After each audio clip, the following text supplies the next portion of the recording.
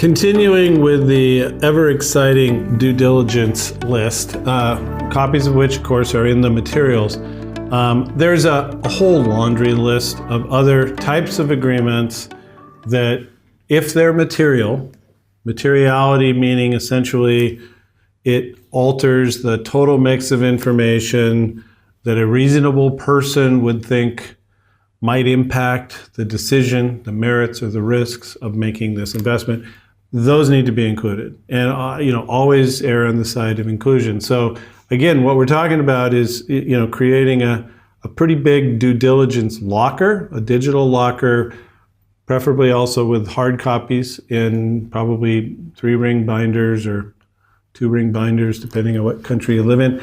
And all those other agreements are real property leases. We talked about license agreements, who knows what, but it could be just about anything. Joint venture agreements, possibly some, letters of intent or things of that nature. The examples are in the due diligence document request, which is part of this. What we've been talking about so far with this due diligence list is really the legal due diligence. And one way that you can organize this is to, frankly, just take the due diligence document list that we have, or that you can find in other, a lot of law firms publish these sort of things, and then just organize your records according to that so that everything is responsive to that. But putting aside the legal diligence, there's other kinds of due diligence. We're not done yet here.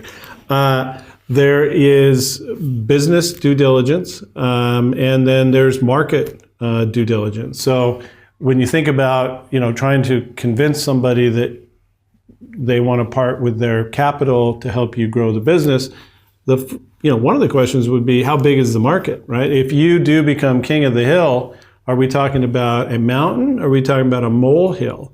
And so understanding what the market opportunity is, what is that total addressable market, that's key. Understanding and documenting the competitive landscape. Who are the competitors? When I hear people say, oh, we don't have any, that's a huge red flag. If there are no competitors, then maybe there's no market. So having a few competitors is actually a good thing, in my experience.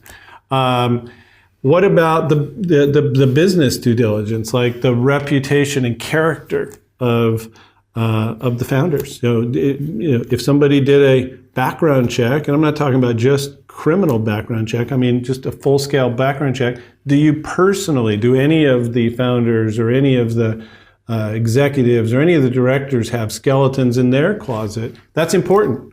And it could be, if you were doing a big deal, a disclosable item in connection with, say, an IPO. Those things are important. The reason they're important is because they matter.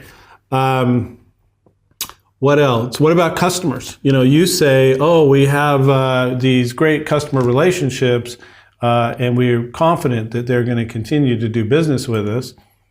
All right. If you give the name and contact information to your customers, a few, what would they say? And that's important. So these are the kinds of things that get done before big deals are done.